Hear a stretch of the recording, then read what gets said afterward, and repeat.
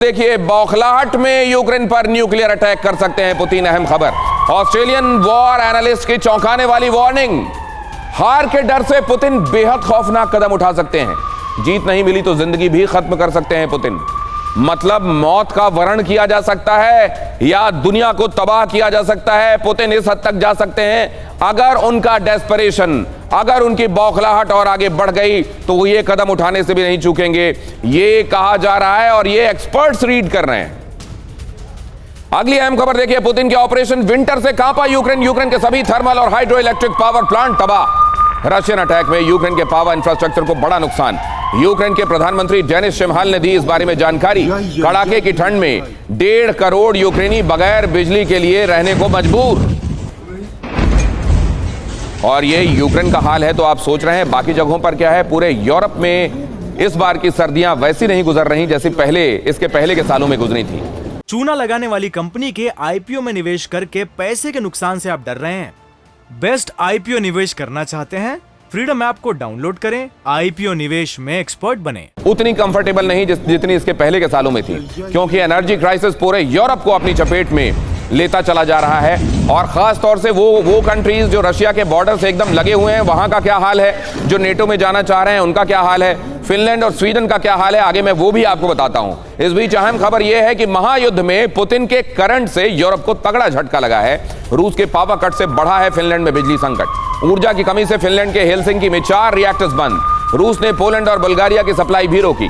रूस के power cut से कई बाल्टिक देशों पर बुरा असर पड़ा है। आप जानते हैं न्यूक्लियर जो थर्मल प्लांट होता है उसको भी इलेक्ट्रिसिटी चाहिए होती है इलेक्ट्रिसिटी जनरेट करने के लिए। और इलेक्ट्रिसिटी अगर वहां पर नहीं पहुंचे, खासतौर से कूलिंग सिस्टम को इफेक्टिव बनाए रखने के लिए, तो वहां पर रिएक्टर्स के काम करने पर असर पड़ता है और यह असर दिखाई दे रहा है। यहां देखिए जरा फिनलैंड भी नेटो का सदस्य होना चाहता है। आप जानते हैं बहुत तेजी के साथ फिनलैंड और स्वीडन ये चाहते हैं कि उनको नेटो में शामिल किया जाए। लेकिन यहां क्या हो रहा है, विंटर में पुतिन का हंटर किस तरीके से चल रहा है। यूक्रेन में क्या हो रहा है वो आपको मालूम है। यूक्रेन में एनर्जी इंफ्रास्ट्रक्चर तबाह है और लगभग पूरा यूक्रेन अंधेरे में है।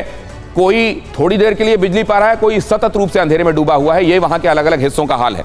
फिनलैंड में क्या हो रहा है, फिनलैंड में पावर संकट बढ़ गया है और वहां जो कुछ यूक्रेन और रूस के बीच में चल रहा है उसकी आंच, उसकी तपिश अब फिनलैंड को महसूस होने लगी है। अंधेरे में डूबा हुआ है, आप जानते हैं आधा कीव। रूस से फिनलैंड को होने वाली सप्लाई इधर रोक दी गई है। रूस ने जो इलेक्ट्रिसिटी देता चला आ रहा था फिनलैंड को, फिनलैंड ने अपनी तरफ से कहा था कि in such situation we don't want your electricity. आपने कह तो दिया, आपने एक हाई मोरल ग्राउंड लेने की कोशिश भी की, लेकिन अब वहां क्या हो रहा है जरा वो देखिए। यहां देखिए आप 60% यूक्रेन में पावर कट है, तो इधर क्या हो रहा है, फिनलैंड के हेलसिंकी में 4 रिएक्टर्स बंद हो गए हैं और वहां भी अब ये जो विंटर्स हैं वो ज्यादा खतरनाक हो गई हैं। मिसाइल अटैक से इंफ्रास्ट्रक्चर बर्बाद है इधर स्वीडन में बिजली, अब स्वीडन से बिजली लेने वाला है फिनलैंड। ज़ेलेंस्की ने लगाई है मदद की गुहार, तो पोलैंड बुल्गारिया की बिजली रूस ने रोक दी है। यहां अंधेरे में 1.5 करोड़ यूक्रेनी हैं। बाल्टिक देशों में भी पावर कट का संकट गहराता चला जा रहा है। कुल मिलाकर यह सिर्फ यूक्रेन की स्थिति नहीं है, यूक्रेन की बहुत भयावह स्थिति है, इसलिए न्यूज में है, लेकिन पूरा यूरोप इससे अछूता नहीं है।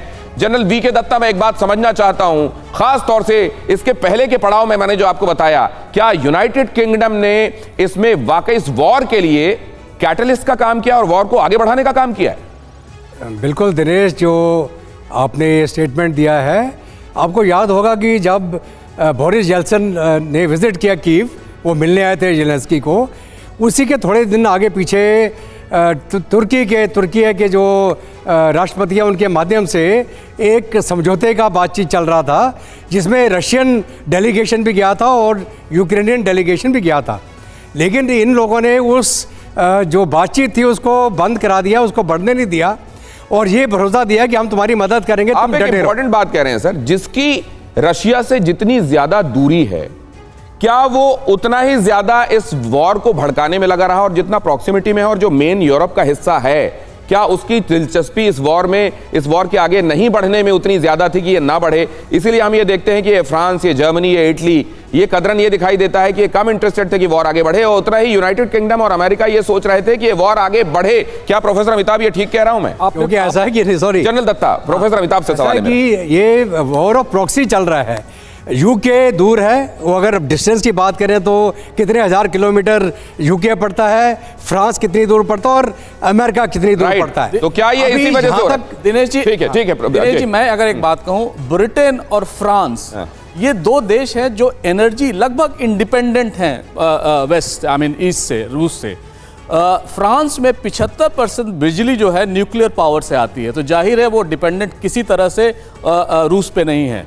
सबसे बड़ी बात क्या है, फ्रांस और इंग्लैंड अगर दोनों को आप मिला के अगर देखें तो ये सबसे बड़े फ्रेंड हैं अमेरिका के, और जर्मनी जो सबसे बड़ा लूजर है इस पूरे प्रोसेस में, राइट, उसका कोई नाम नहीं लेता है, क्योंकि उसको लगता है कि जर्मनी बहुत पावरफुल होता जा रहा था इकोनॉमिकली, और जर्मनी ने अपनी डिप्लोमेसी भी शुरू कर दी है। तो ये एक तरह से कहा जाए, जिस तरह जर्मनी चीन के पास जा रहा है, जर्मनी इस समय वेस्ट एशिया गया था, और जिस तरह से वेस्ट एशिया इन्वॉल्व हो रहा है यूरोपियन पॉलिटिक्स में, ये पूरा एक खाका बन रहा है आने वाले दिनों में, आने वाले वर्षों में इंटरनेशनल पॉलिटिक्स का। चूना लगाने वाली कंपनी के आईपीओ में निवेश करके पैसे के नुकसान से आप डर रहे हैं?